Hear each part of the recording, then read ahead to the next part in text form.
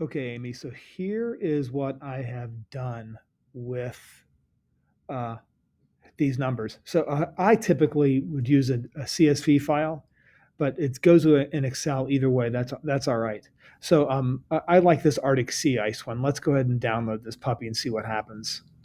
And so I will download it. And when I click on this, it opens up in numbers.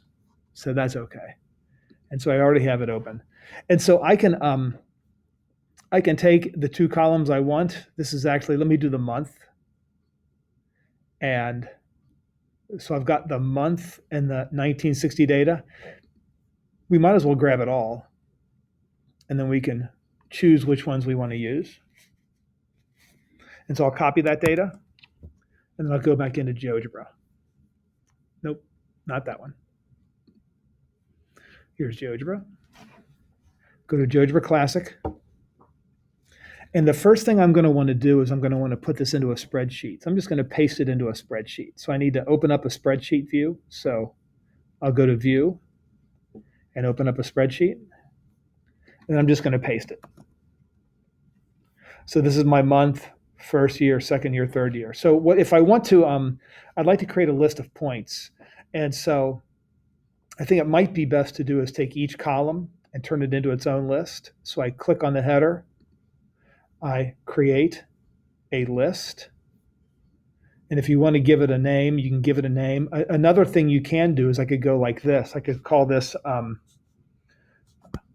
this was the 60s. And then I could define that as B1 colon B12. So it grabs all those numbers. But I can also just click on the header, right click, and create a list. And I can do the same thing. I can click on the header, create a list. So I've got all of my lists. My months were L1. So if I wanted to make a scatter plot of this data, I can just put L1, comma, 60s. And there's my data. And so then in GeoGebra, I can go fit poly, and my list of points are in L4. And I can, now this is like that fits a polynomial.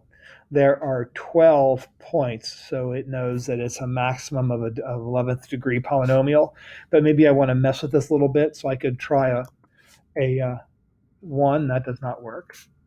2, 3, 4. There you go. I was hoping it would actually kind of update as I did that. So there's 5, 5th degree polynomial. There is a 1st degree polynomial. So I can do a number of different things that I want to in here. I think it's pretty flexible, and it keeps them all in the same place. So but if you want to keep it, you can do it in Excel. Just keep it in Excel. I wouldn't try to go back and forth. But let me know what you think.